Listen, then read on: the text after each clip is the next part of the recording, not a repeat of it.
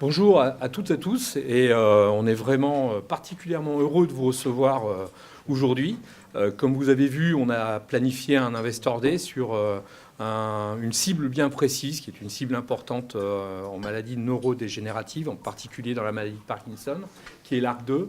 On est particulièrement heureux parce que, comme vous l'avez vu aussi, on a annoncé hier une news importante pour l'entreprise qui est un deal sur un programme de recherche sur cette cible avec les laboratoires Servier, et donc, dont nous accueillons Christophe Thuriot aujourd'hui, qui est le directeur de la recherche, et donc qui participe également à la Investor Day, qui présentera je dirais, le point de vue de Servier sur ce programme de recherche en particulier, sur cette pathologie.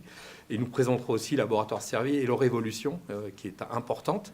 Et on a prévu de vous faire, je dirais, une présentation en quelques points de la problématique scientifique et surtout aussi de la problématique d'accès au marché, qui est une problématique importante dans le cadre de ce programme qu'il faut regarder, puisque vous êtes du monde économique. Et donc, à partir de là, on veut essayer de vous apporter aussi le regard qu'on a pour l'arrivée sur le marché de ce type de produit. Voilà.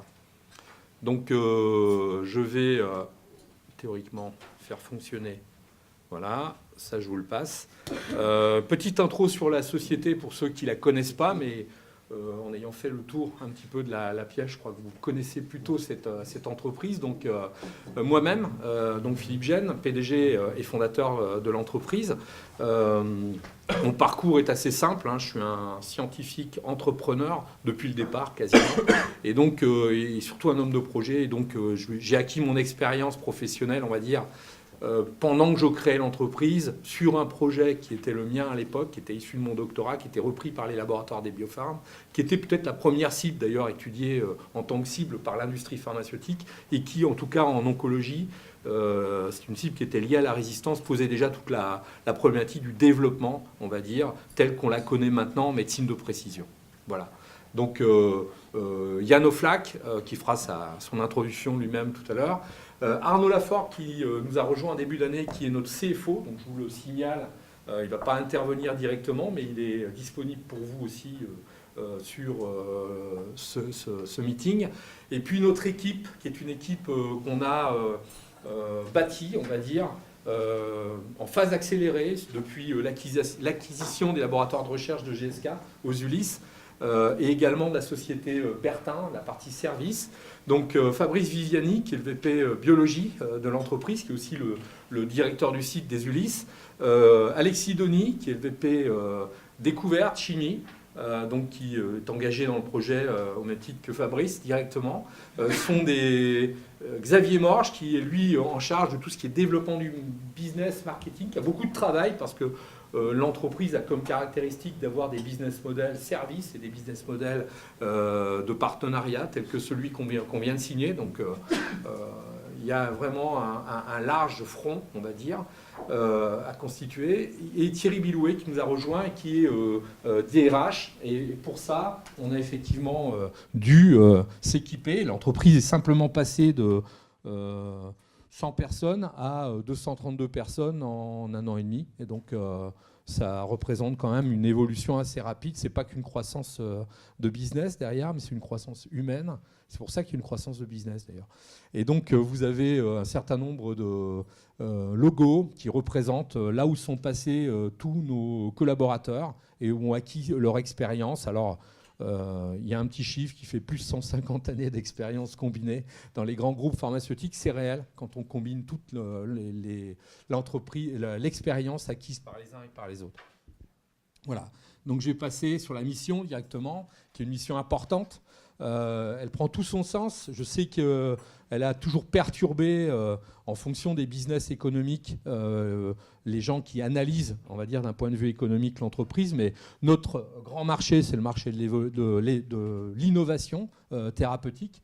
Donc on répond au gap d'innovation thérapeutique, on va dire, constaté. Notre mission, c'est de découvrir des thérapies et innovante, efficace. Alors bien sûr, la première indication reste le cancer. C'est là où on travaille pour essayer d'amener au plus loin ces projets qu'on porte en nous. C'est également les maladies graves sans traitement connu. Donc ces maladies, vous avez un exemple, maladie neurodégénérative, maladie de Parkinson. Et là, on a des applications grâce notamment aux technologies qu'on va vous décrire, NanoCyclix. Et puis le credo, c'est la médecine de précision, c'est l'évolution de la médecine. Maintenant, on détermine, je dirais, les profils moléculaires des patients, quasiment, et on va vers des traitements qui seront de plus en plus adaptés, dédiés. Et donc, on est vraiment, nous, rentrés dans cette ère-là. On est rentré notamment parce qu'on a développé une plateforme technologique.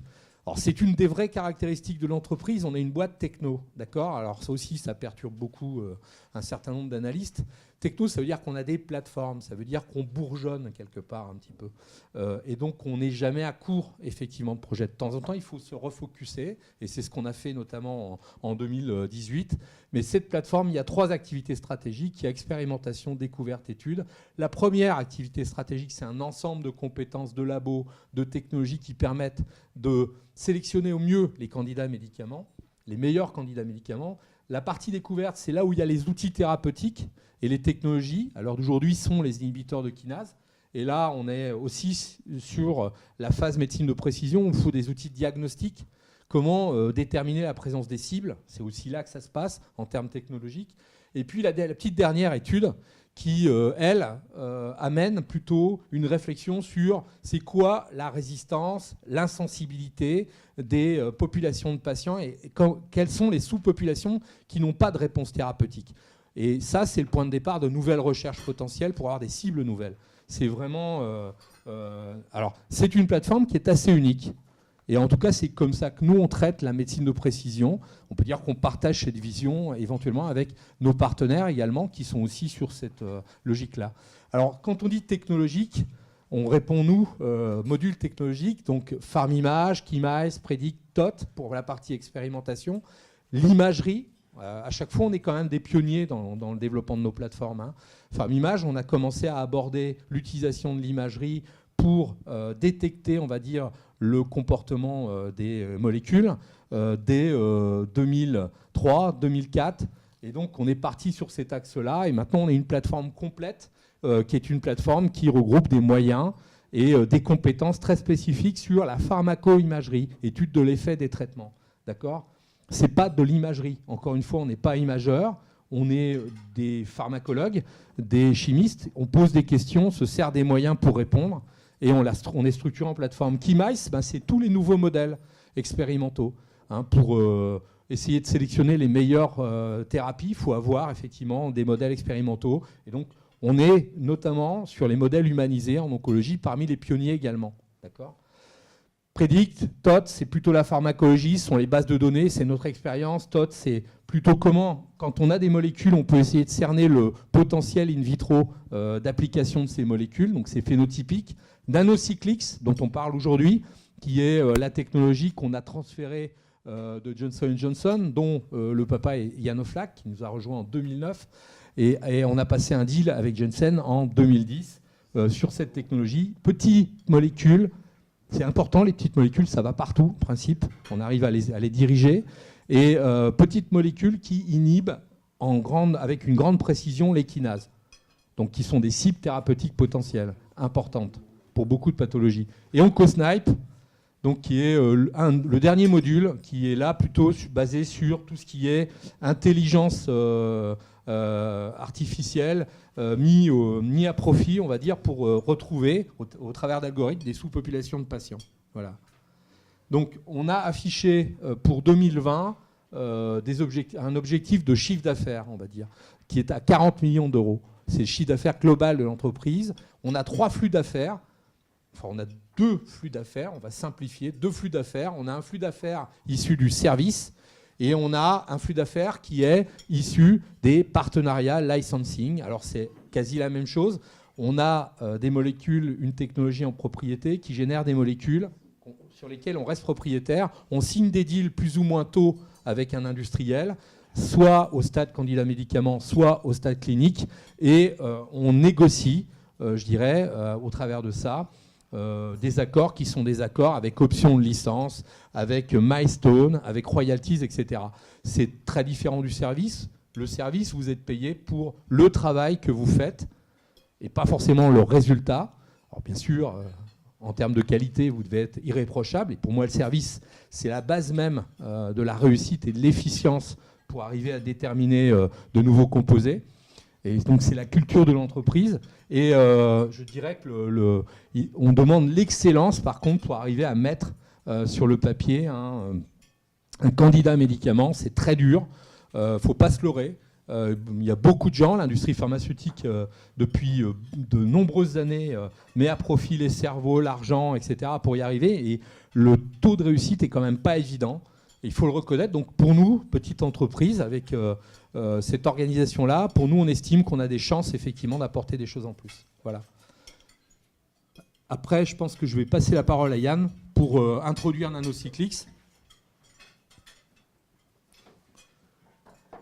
Et également la démarche scientifique sur l'agro.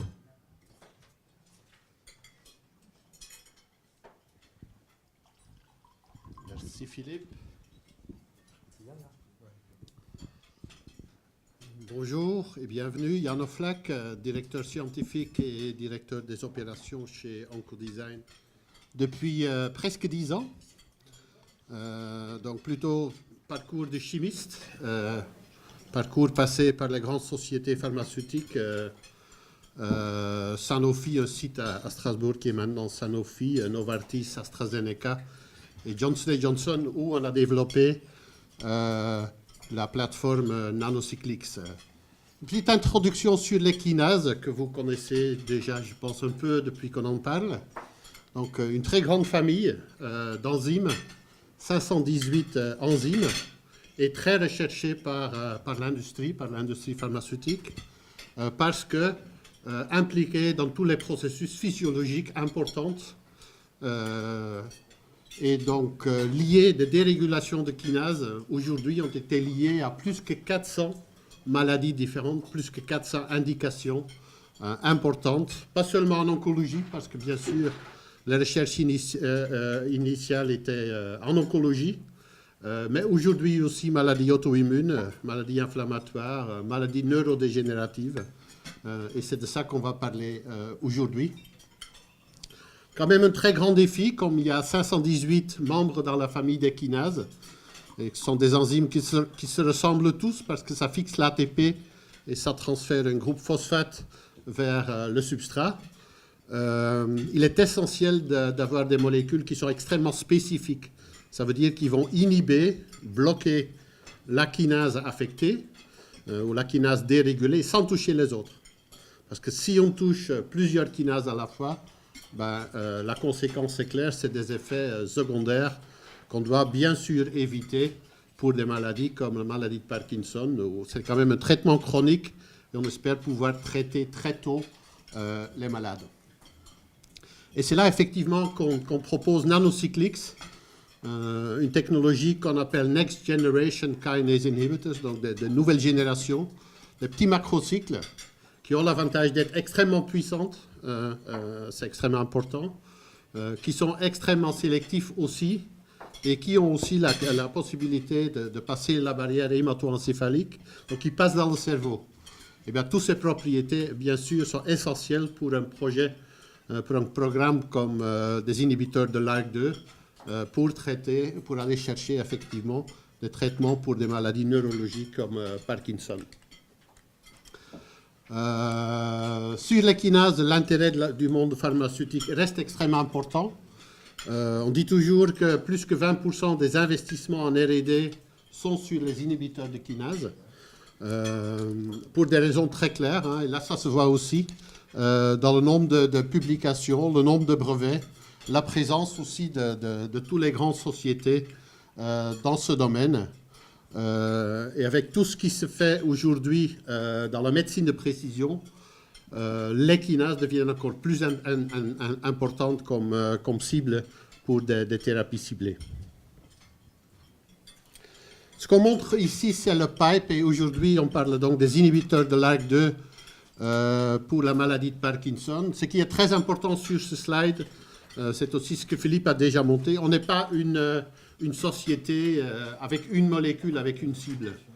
On a réussi, avec nos plateformes technologiques, de créer un pipe de molécules qui sont à différentes phases de développement. Il y en a qui sont plus avancées que le sujet d'aujourd'hui, comme notre traceur.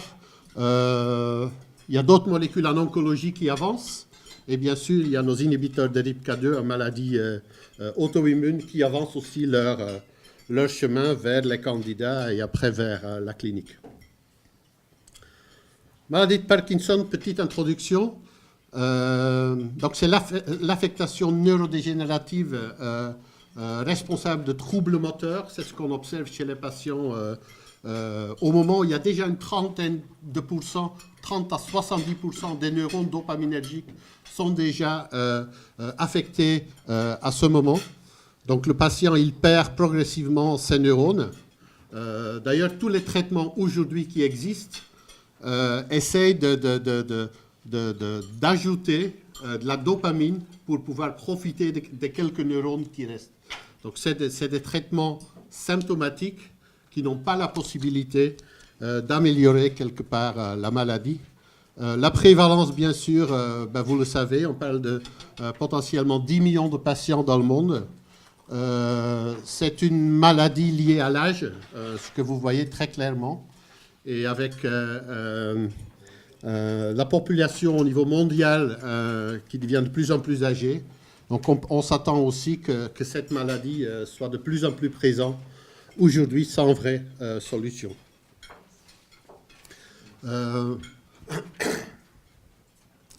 Donc l'ARC2, une cible identifiée déjà en 2004-2005, identifiée comme une forme mutée dans des patients de Parkinson avec une forme familiale de la maladie, donc une forme génétique. C'est là où on a identifié l'ARC2 comme cible potentielle. 2004, je pense qu'on peut dire que toutes les grandes sociétés pharmaceutiques ont lancé des programmes à ce moment.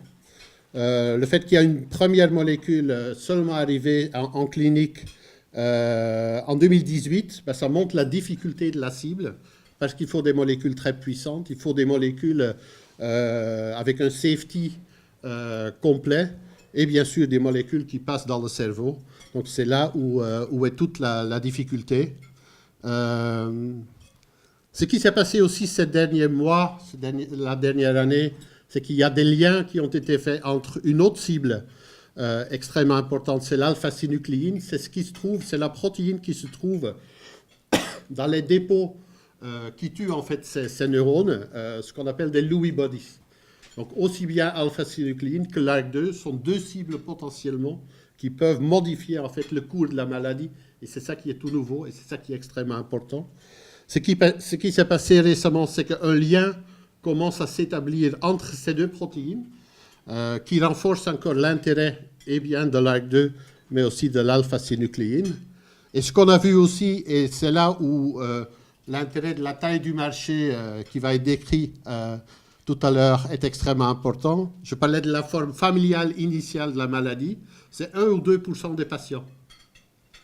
On commence à observer aujourd'hui que aussi dans la forme idiopathique, et idiopathique veut tout simplement dire sans cause connue, qu'il y a aussi une augmentation de l'activité de la protéine LARC2, ce qui ouvre bien sûr le marché pour des inhibiteurs de LARC2 énormément. Ce qu'on montre ici, c'est l'utilisation d'un des outils qu'on a, c'est un anticorps LARC2 que vous voyez en vert. Juste pour dire qu'en fait, il y a une association qui a été créée par l'acteur Michael J. Fox, qui est atteint bien sûr de la maladie, qui est extrêmement important justement pour avancer des traitements dans cette maladie-là. Je vous montre encore quelques slides. Ici, ça montre l'intérêt des thérapies aujourd'hui, des projets de recherche qui sont évalués par nos compétiteurs, par l'industrie pharmaceutique. Ce que vous voyez sur les deux axes, c'est le potentiel clinique et le potentiel commercial. Il suffit de dire que ce que vous voyez en haut à droite, c'est des traitements alpha-synucléine et des traitements LARC2. C'est les seuls traitements qui ont le potentiel futur de vraiment traiter et de vraiment modifier la maladie. Tous les autres traitements, c'est des formulations, des reformulations, des formes de dopamine pour augmenter effectivement l'activité dans le cerveau des quelques neurones dopaminergiques qui existent toujours. Pour vous montrer un peu d'où on vient, vous savez que le programme LARC2 a été initié en 2012 avec la société Ipsen. Déjà en 2015, on a identifié des molécules assez importantes. On a démarré très précocement avec Ipsen. On est parti des HIT, des molécules qui avaient une activité sur la protéine isolée et qui n'avaient même pas à ce moment une activité cellulaire. Donc depuis, on a beaucoup avancé. On a présenté à la Société pour la neuroscience à Chicago en 2015 déjà des molécules qui étaient très actives, qui avaient une bonne sélectivité, qui étaient actives in vivo dans l'animal, donc après une application par voie orale qui inhibait la phosphorylation de LARC2 dans le cerveau. Voilà. Aujourd'hui, on travaille toujours sur cette série, mais on a aussi identifié de nouvelles séries de molécules qu'on est en train, avec lesquelles on croit qu'on peut aller encore plus loin et aller plus vite vers le candidat, vers l'entrée en clinique. Voilà. Maintenant, je passe la main à Christophe.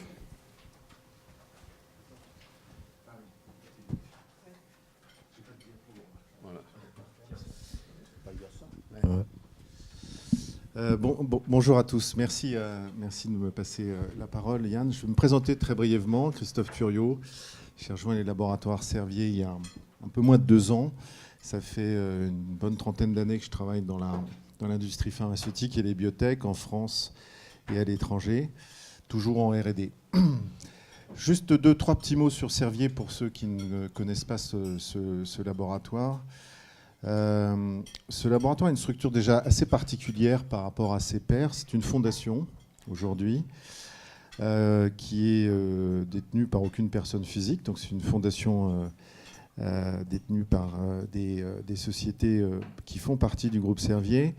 Et pourquoi je vous raconte ça, c'est qu'en fait ça lui donne une capacité assez particulière d'investir par rapport à ses problèmes en R&D, d'investir sur moyen long terme.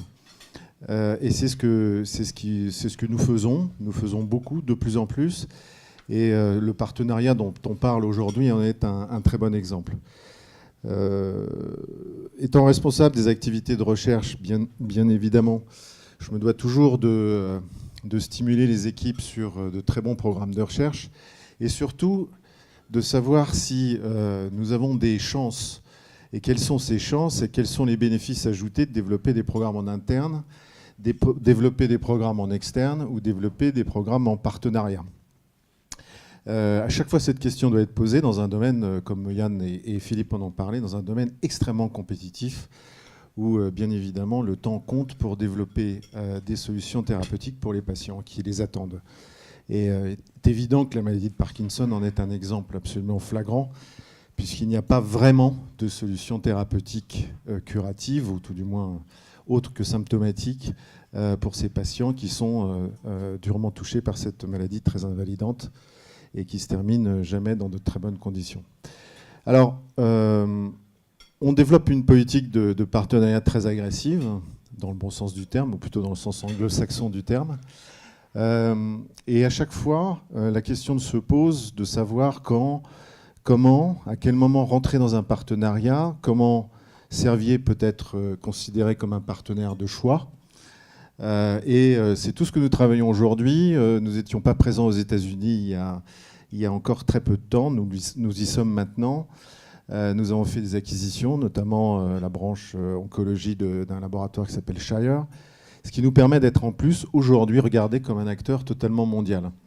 Alors, je vous dis ça parce que ça n'empêche pas, et ça ne doit pas être justement une dérive d'aller toujours chercher très loin, ce qui peut être aussi une excellence très proche. Et c'est exactement l'histoire. C'est dans le cas d'Oncodesign. Oncodesign est connu par les laboratoires Servier depuis longtemps, puisque je pense que ça a été un des premiers partenaires pharmaceutiques pour une activité de service, avant qu'Oncodesign se développe dans les activités de drug discovery. Donc les équipes d'Oncodesign sont connues depuis longtemps. Nous travaillons avec Oncodesign depuis longtemps et nous avons toujours suivi avec un intérêt extrêmement soutenu le développement d'Oncodesign dans ses programmes et dans ses capacités à développer des programmes de drug discovery, comme on vous l'a montré, qui est déjà un autre versant de son business et une valeur ajoutée certaine à la valeur de l'entreprise. Pour revenir sur le programme lui-même dont on parle aujourd'hui, il est clair que la valeur ajoutée première du programme est la capacité qu'a Oncodesign, grâce à une plateforme qui est propriétaire, de faire du design de molécules extrêmement sélectives dans une grande famille de protéines, d'enzymes que l'on appelle les kinases, et où le challenge d'avoir la capacité de développer des molécules extrêmement sélectives est très important. Très important à plusieurs titres. Le premier étant, surtout dans des pathologies où on a bien identifié qu'une kinase était responsable de celle-ci, de pouvoir déjà s'assurer que le concept d'inhibition est lié à un changement dans la pathologie que l'on essaye de cibler. Donc ça, c'est très important. C'est la première démonstration, c'est une démonstration de mécanisme qui doit ensuite se traduire dans une démonstration, évidemment, de bénéfices médicaux. Sans inhibiteur sélectif, vous ne pouvez pas. Et c'est ce que les équipes d'Oncodesign ont réussi à développer grâce à une plateforme propriétaire, c'est de faire très rapidement des inhibiteurs extrêmement sélectifs dans cette famille d'enzymes qui est extrêmement large. Donc, première chose. Deuxième chose, c'est, et on en est là aujourd'hui dans le partenariat, c'est ce qui nous a aussi beaucoup attiré, c'est la capacité déjà d'avoir de nombreuses pistes chimiques à divers stades de leur optimisation et de leur caractérisation en termes de puissance, sélectivité, etc. Ce qui fait que quand on parle de ce programme, on parle bien sûr des molécules les plus avancées, mais on parle d'une famille de molécules qui nous permettent à tout moment de notre partenariat, que l'on va développer hier, à tout moment de revenir et de pouvoir savoir si la piste que l'on a poussée est la bonne ou peut-être renseignée par des travaux sur d'autres hypothèses moléculaires. Donc ça, c'est très important.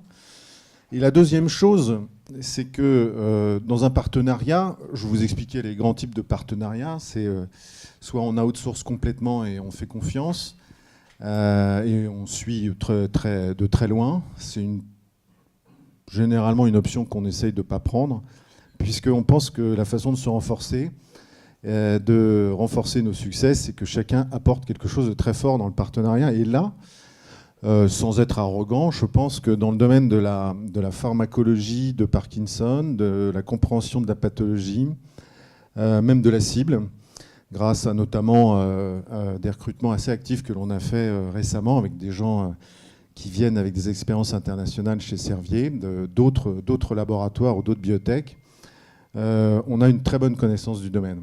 Donc en fait, je pense qu'on a tous les ingrédients pour développer un partenariat réussi. On a encore une fois des ambitions très agressives, dans le bon sens du terme, en termes de développement, de sélection des premières molécules qui vont rentrer en préclinique pour ensuite choisir les meilleures pour des tests cliniques le plus rapidement possible.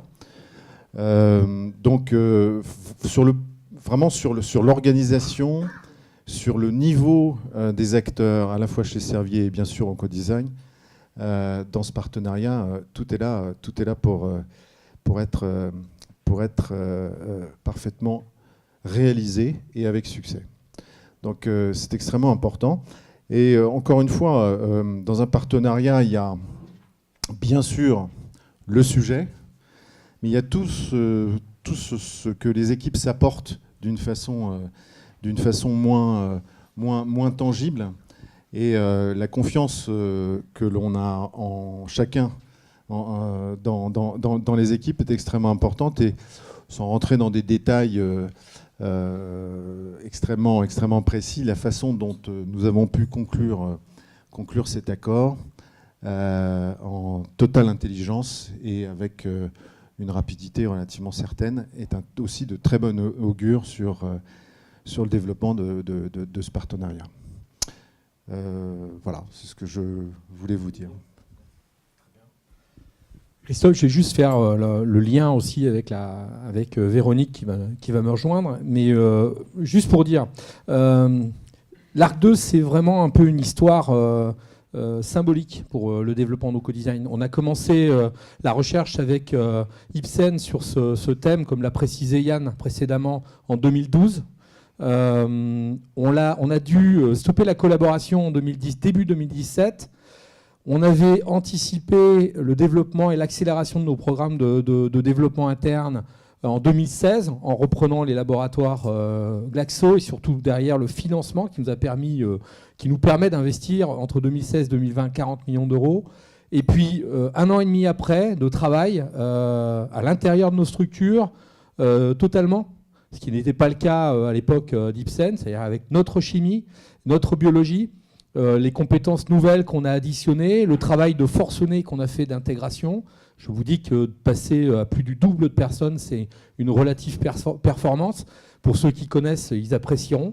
On a continué de développer notre chiffre d'affaires, parce que ça fait aussi partie de notre stratégie.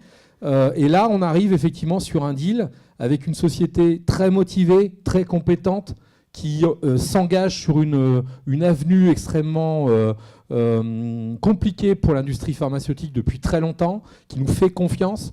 Pour nous, c'est juste essentiel. Donc, je pense que pour vous qui êtes analyste et qui manipulez les chiffres, ou qui les travaillez, on va dire, le deal d'Ipsen, c'est 80 millions d'euros de milestone. D'accord ? On est à 320 à l'heure d'aujourd'hui. Je mets dehors les royalties, je mets les upfront, les frais de recherche, juste pour vous dire, on a su créer de la valeur en 1 an et demi. C'était juste notre stratégie. Voilà. Et vous avez vu que le chiffre d'affaires a passablement grandi, plus 40% également. Donc ce qu'on a dit, on le délivre. Voilà ce que je voulais aussi vous délivrer comme message. Je vais laisser la place à Véronique pour des choses plus sérieuses, l'accès au marché. Merci Philippe.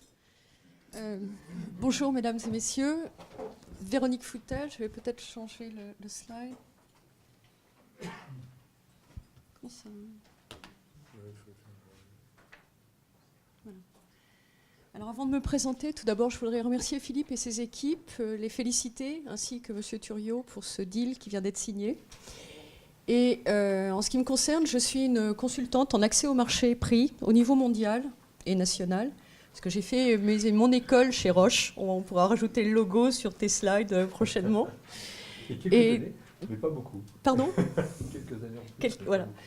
Et en fait, j'ai eu la chance dans cette grande maison où j'ai travaillé pratiquement 20 ans. J'étais notamment en charge des questions de prix et remboursement pour la division pharma au niveau mondial au moment de l'acquisition de Genentech. Donc des deals, j'ai eu l'habitude d'en faire parce qu'avec mes équipes, on évaluait beaucoup de choses, beaucoup d'assets à tous les stades, en préclinique, phase 1, phase 2, phase 3, en commercialisation dans une partie du monde. Et donc Philippe m'a mis à bord en fait et j'ai fait l'analyse de ma fenêtre du programme. Et voilà, j'ai fait 4 slides pour un petit peu vous passer ce que j'ai compris du programme et franchement, il est très très prometteur. Donc sur la base de mon expérience, je peux vous dire qu'il y a 5 éléments clés qui sont déterminants pour l'achat d'un médicament dans le futur. Philippe parlait de valeur, parce que la valeur, on l'a mise sur les rails, on l'a créée, et elle va se développer. Les 5 déterminants, c'est d'abord le besoin médical. À quelle pathologie s'adresse-t-on ? C'est la preuve clinique. Alors il faut qu'elle soit pertinente et il faut qu'elle soit rigoureuse. C'est la différenciation. Parce que là, on travaille sur un asset qui probablement touchera le marché, j'imagine, à la fin de la prochaine décennie. Donc il faut être capable de se projeter aujourd'hui, comprendre à la fin de la prochaine décennie, notamment dans l'exemple qui nous intéresse, ce que le médicament donnera et dans quel environnement il va rencontrer. Et puis, on le sait bien, dans tous les développements, l'industrie pharmaceutique, les biotech, on est dans un business à risque. Et donc, il y a toujours une incertitude résiduelle parce qu'on ne peut pas développer ad vitam aeternam un produit. Au bout d'un moment, ça s'arrête. Donc, il faut lâcher le bébé et savoir qu'on a suffisamment dérisqué la science et ce qu'il reste comme incertitude scientifique doit le moins possible se transformer en incertitude économique, financière pour le payeur. Et enfin, quand on a bien fait son travail, normalement, on a une valeur qu'on délivre au marché et le prix doit être le reflet de cette valeur. Il doit y avoir une cohérence. Ça doit être un fidèle reflet de la valeur qui a été créée. Et il faut que cette valeur soit perçue et ce prix à la fois juste pour l'industriel et pour l'acheteur, avec un minimum d'incertitude résiduelle. Alors, si en plus on a la chance d'être, comme on dit dans l'industrie pharmaceutique, un first in class, on a eu un grand CEO dans le passé qui disait aussi best in class, nous on devait être first in class et best in class. Alors c'était super compliqué, mais parfois on peut être best in class en étant le 4e. On a vu des super succès de produits. Donc voilà, ce sont un peu les éléments déterminants.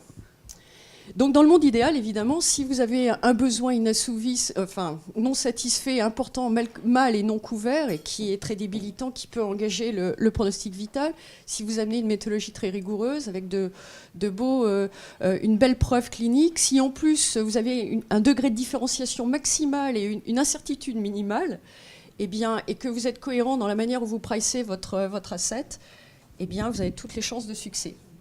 Je reviendrai sur cette slide à l'issue de ma présentation. Donc, Yann vous l'a dit, la maladie de Parkinson a une prévalence qui est en hausse. Et d'ailleurs, dans les 20 prochaines années, en 2030, cette maladie sera parmi les 20 premières causes de décès. Aujourd'hui, il n'y a pas de traitement de fond. Donc, en anglais, on dit disease modifying agent. Pas de médicaments qui modifient le cours de la pathologie. On n'a que des traitements symptomatiques où là, on fait une supplémentation en dopamine de ces patients pour limiter leur effet, leurs symptômes moteurs. Le problème de cette maladie, comme d'autres dégénératives et neurodégénératives, et là on peut faire aussi un pendant avec l'Alzheimer, c'est une maladie qui se développe insidieusement, silencieusement et sur des décennies. Peut-être que là, d'ores et déjà dans la salle, on a des soucis, mais on ne s'en aperçoit pas encore. On verra. Non mais rassurez-vous, j'ai de mauvaises nouvelles, on va tous mourir. Et j'en ai une deuxième, on va tous mourir d'inflammation. Mais ça ne s'appellera pas la même chose chez vous et chez moi, mais ce sera de l'inflammation. Donc c'est un développement silencieux avant que la maladie devienne symptomatique. Et lorsqu'elle le devient, elle est généralement étiquetée stade précoce, mais en fait elle est déjà à un stade très tardif puisqu'il y a une destruction neuronale qui s'est effectuée. Et malheureusement, quand la destruction est faite des neurones, difficile de renverser la vapeur.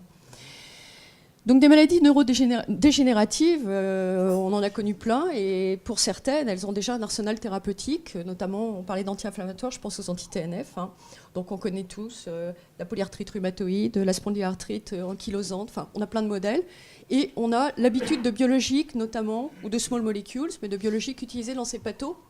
Et une chose qui est sûre, c'est que thérapeutes, quelle que soit l'ère thérapeutique et payeurs aujourd'hui, préfèrent positionner de plus en plus des produits qui visent, des interventions qui visent à soit ralentir, soit stopper la progression de pathologie. Ces gens-là préfèrent, payeurs et thérapeutes, les placer de plus en plus en amont dans l'algorithme de traitement. En d'autres termes, mieux vaut traiter à un stade plus précoce que tardif, puisque quant à avoir un effet, cet effet sera probablement plus plein dans un stade débutant que dans un stade très, très avancé. Donc cette pathologie, elle altère à la fois les capacités cognitives et fonctionnelles du patient jusqu'à entraîner un handicap lourd et le décès. Donc c'est vraiment une maladie très très handicapante. Et pour préparer cette présentation, je suis allée sur le site d'une fondation dans le Parkinson. C'est une enquête de France Parkinson, clairement, et c'est relayé également dans la presse en économie de la santé. Le poids financier et psychologique de cette pathologie est très important, tant pour les malades que pour leurs aidants.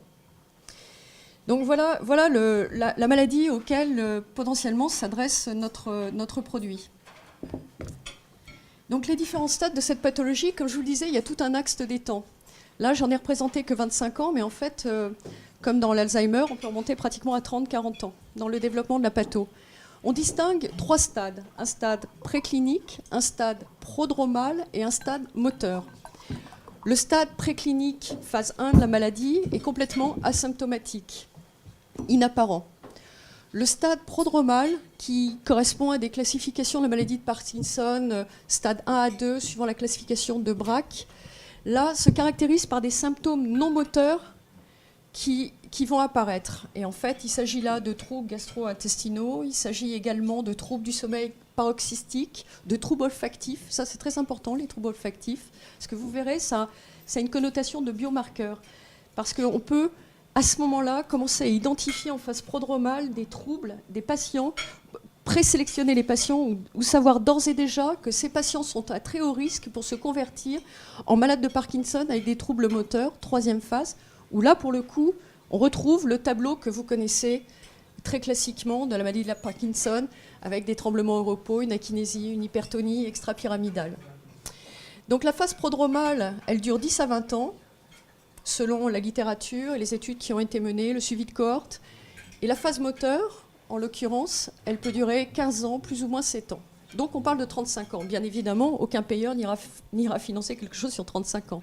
En revanche, il y a des modèles de la progression de la pathologie qui s'appuient sur certains symptômes non moteurs et qui permet, avec une relative grande précision, et aujourd'hui nous ne sommes qu'en 2019, donc a fortiori d'ici 2029, on aura fait des progrès dans le domaine, mais qui permettent de déterminer des probabilités de transition de patients. Et la transition de la phase prodromale à la phase moteur se fait sous 2 à 4 ans, à partir du moment où les patients ont des troubles olfactifs, avec tout le reste du tableau de symptômes non moteurs que je viens de vous décrire. Donc ça, c'est relayé dans la littérature scientifique. Donc ça permet vraiment de commencer à envisager un traitement avec certitude pour commencer à lutter contre la détérioration. Alors, ce que je voulais aussi vous dire, c'est comme Yann l'a dit plus en amont dans cette présentation, lorsque les patients sont en phase prodromale, ils ont perdu moins de 40 à 60% de leurs neurones dopaminergiques, sécrétant de la dopamine et donc qui contrôlent le mouvement. Quand ils sont en stade moteur, même débutant, ils ont perdu plus de 40 à 60% des neurones, des neurones dopaminergiques bien évidemment. Donc c'est pour ça que c'est important de bien positionner son intervention. Si cette intervention est un neuroprotecteur et lutte contre la destruction neuronale. Alors ça m'amène à ma slide suivante qui est le positionnement possible de ce produit. Alors évidemment on peut en avoir plusieurs, mais en fait on pourrait considérer que ce produit, sous la première hypothèse, la partie gauche de ma slide, est plus positionné en neuroprotection en phase prodromale, mais bien évidemment pas 15 ans avant le début de la patho, mais peut-être dans les 2-3 ans où on est dans cette expression des symptômes non moteurs et on sait qu'on a avec certitude un patient parkinsonien en puissance. À ce moment-là, le produit pourrait retarder l'apparition des symptômes moteurs. On n'a peut-être pas un médicament qui stopperait la maladie, mais qui pourrait en retarder l'apparition. Deuxième positionnement, la phase moteur a débuté, mais il vaut mieux agir le plus précocement possible dans cette phase moteur. Et à ce moment-là, on pourrait envisager de retarder l'aggravation des symptômes moteurs. Alors, sur l'hypothèse 1, quand on essaie de voir un petit peu l'épidémiologie et la population cible sur les États-Unis, le Japon, les 5 pays européens, en fait, on atterrit déjà avec 1,8 million de patients en prévalence. Dans le deuxième positionnement, qui est plus restrictif, et là la maladie est vraiment déclarée, elle se manifeste, on est sur un peu moins d'1 million de patients, 970 000 patients. Donc je relais encore ce que Yann a dit tout à l'heure, dans la mesure où cet inhibiteur de la RK2 pourrait s'adresser à tout patient souffrant d'une maladie idiopathique, en fait, on est au-delà du fait que le patient soit porteur ou pas de la mutation de la protéine sur laquelle pourrait agir la kinase. Et donc, on serait un traitement tout venant dans le premier positionnement ou le second, en supposant un lancement d'ici 2027-2028. Je parle aussi sous le contrôle de M. Thuriot, qui aura dans les mains le programme clinique. Alors, je voulais vous ramener à la première slide. Alors évidemment, on est très en amont de l'histoire. Je vais vous ramener à mes 5 déterminants.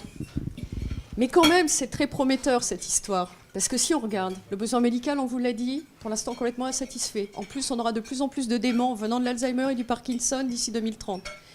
On sait que c'est un handicap très lourd pour le malade et pour les proches. Donc le besoin médical, comme diraient les anglo-saxons, we tick the box.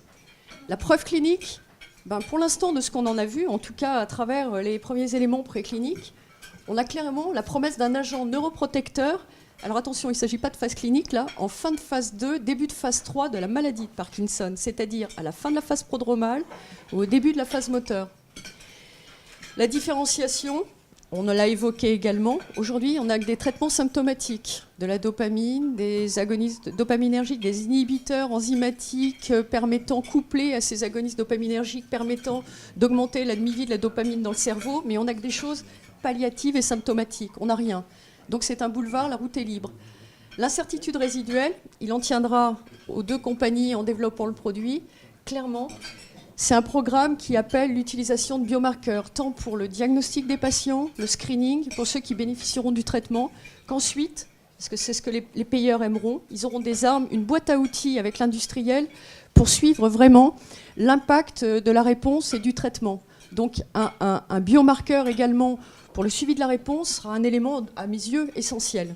Le prix et la valeur, bien dans la mesure où il s'agira d'une nouvelle classe, il y a une attitude d'ancrage que le marché pourra absorber. En revanche, il y aura bien évidemment des références marché et tout dépendra de la position de ce produit, premier de la classe, deuxième de la classe, mais peut-être qu'il y aura des éléments différenciateurs par rapport à d'autres kinases, si jamais il y en avait sur le marché avant ce produit. Voilà, c'était en gros les quelques messages que je voulais passer sur le programme, très prometteur. Merci beaucoup. Je vais juste faire une petite conclusion vers laquelle on devrait arriver, les perspectives. 2019, on l'a mis sous le signe de l'alignement des planètes. Facile d'en aligner deux, on passe une droite sans problème entre 2 points. C'est la troisième qui est la plus compliquée, effectivement, à rapprocher de cette ligne, mais on est quand même bien parti. Juste pour vous dire, pour nous, très symboliquement, et ce qui est le reflet quand même de la stratégie de l'entreprise, le deal qu'on passe avec Galderma l'an dernier en automne, sur une nouvelle approche de service global IDDS, c'est un marché sur lequel on n'était pas, un marché de 14 milliards, on vous l'avait expliqué à l'époque. On a mis un pied solide, on est reconnu, on travaille. Donc ça, c'était la première des choses pour bien démontrer que l'équipe, l'intégration, les savoir-faire étaient totalement, intégrés dans l'entreprise. Deuxième pas important, c'est le pas d'aujourd'hui, c'est le programme LARC2. C'est le partenariat avec une compagnie pharmaceutique capable au niveau international de porter ce type de projet, ce qui est un projet très très ambitieux initialement. Et donc pour nous, c'est la reconnaissance du travail fait aussi, et ça n'a pas de prix.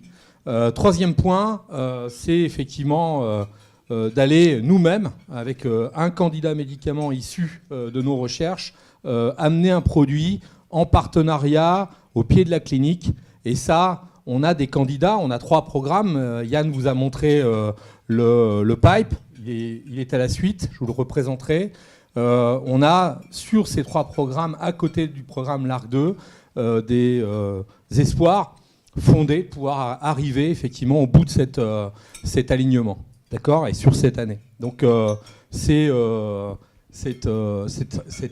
challenge important. On a construit nos axes technologiques depuis, je dirais, le début de l'entreprise, mais surtout depuis l'acquisition de GSK et de la partie service de Bertin Pharma. Donc, on a une plateforme qui est complète à l'heure d'aujourd'hui. On investit 40 millions sur nos programmes et on accélère le développement de nos programmes. Et vous en avez la preuve aujourd'hui. Donc, on a un pipe sur lequel on s'est concentré l'an dernier. C'est-à-dire que toute la phase amont, où on a des hits, là aussi on a des hits intéressants, on a toujours des discussions avec l'industrie pharmaceutique sur des deals précoces, mais nous on se concentre là pour l'instant, d'accord, sur les 4 projets, sur les 3 projets maintenant. Radiotraceur, je vous rappelle juste la molécule la plus avancée donc au design qui est en clinique, c'est un radiotraceur en pharmaco-imagerie, ça permet de montrer l'effet des traitements qui sont disponibles au niveau commercial et qui s'adressent à EGFR muté. Donc pour nous, c'est extrêmement important de pouvoir continuer ce développement et c'est un de nos objectifs. Notre CA de service, simplement, il vient d'être multiplié par 2 en 2 ans. C'est une croissance assez soutenue. On vous a expliqué la stratégie, l'augmentation de panel de services, les contacts qui sont de plus en plus importants et surtout, on signe des deals de plus en plus importants en service. Vous en avez quelques-uns, Eritech, Ipsen, Eisai, Galderma. Beaucoup d'autres sont en discussion et donc c'est aussi la voie de développement de l'entreprise. L'absence de levée de fonds depuis 2014, alors je me demande des fois si c'est un bien, franchement. Parce que ça peut être remis en question. Simplement, je pense qu'on a été chercher aussi le moyen de notre développement, qu'on pense qu'on est sur des développements long terme. La pharma, c'est long terme. Des projets de recherche, c'est long terme. Nous, on est obligé de voir long terme. Alors, c'est sûr que ça peut être un peu orthogonal avec le souci de retour financier, mais en attendant, depuis 2014, on n'a pas dilué notre actionnariat. Et ça, je pense que c'est un message aussi que vous devez retenir. Et puis, on a une trésorerie qui est équilibrée de A à Z. d'accord ? Donc on n'est pas consommateur de cash. Je ne vais pas relever de l'argent pour me payer un salaire, d'accord ? Le message est assez clair, je le passe parce que je pense qu'on a confondu un certain nombre de choses dans le développement des biotech. Le pipe, vous l'avez, je ne vais pas vous le repréciser, c'est son statut. On a encore les 2 partenariats avec BMS, UCB. Vous aurez des nouvelles sur UCB et BMS dans peu de temps, parce qu'on pousse effectivement dans ce domaine pour éclaircir un certain nombre de choses. Et il y a des choses extrêmement intéressantes aussi là, qui sont à espérer. Donc le news flow, je voulais retracer. Nous, on est dans la poursuite de l'objectif modeste qu'on s'est donné, d'arriver effectivement entre 25 et 30 millions de chiffres d'affaires de services. Donc il y a à attendre un certain nombre de publications de contrats de services importants avec des firmes étrangères également et françaises. Donc on a un fort potentiel de croissance. Nouveau marché, 14 milliards. Hein, comparé aux 0,5 milliards du marché réservé à l'oncologie. Vous voyez que ça change d'échelle. Le partenariat, donc phase 3 et commercialisation du radiotraceur, on a comme partenaire initial, Garbet, qui a été remplacé par Cyclopharma, qui a été racheté par Curium. Curium ne fait pas de R&D, n'assure pas, et donc on est à la recherche d'un partenaire qui viendra prendre la suite sur le développement à la place de Cyclopharma. Voilà. On n'est pas fermé à des partenariats très précoces sur Nanocyclix. On a des discussions en cours. Voilà. OncoSnipe, Imodi arrive à sa fin, donc c'était le développement de nouveaux modèles. On a maintenant une gamme de modèles en oncologie qu'on partage avec différents partenaires, dont Servier d'ailleurs, et qui est très très étendu maintenant, très bien caractérisé. OncoSnipe, c'est le projet, on va dire, qui va nous porter une nouvelle case d'ici 3 ans sur l'intégration des grands principes d'intelligence artificielle à l'intérieur de l'entreprise et le développement de nouvelles cibles qu'on partagera également avec l'industrie pharmaceutique, ce qui nous permettra de remonter encore d'une case un peu plus haut dans la logique stratégique de leur développement. Et puis le licensing, vous avez vu les 3 programmes, RIPK2, ALK1, MNK1-2, et donc ça c'est des cibles intéressantes, c'est des programmes sur lesquels nos équipes travaillent. Quand on dit nos équipes, c'est une douzaine de personnes à chaque fois engagées sur ces programmes, plus des collaborations externes en biologie, en chimie. Et donc c'est beaucoup de compétences qui sont en action dans l'entreprise. On a donc des partenariats de développement clinique qu'on veut porter. MNK1 et ALK1 sont en oncologie et là on veut les amener effectivement en clinique. Donc on veut faire les premières étapes cliniques et les licencier après la phase 1, phase 2A. Donc c'est un sport encore différent, on n'a pas toutes les compétences en interne, mais on a comme objectif de le faire. RIPK2, c'est un projet qu'on peut amener ou qu'on amènera en tout cas aux portes de la clinique et peut-être en clinique. Mais c'est en fonction de l'indication. Et il y a vraiment un gros travail d'access market pour cette cible notamment. Voilà. Donc je vous remercie beaucoup.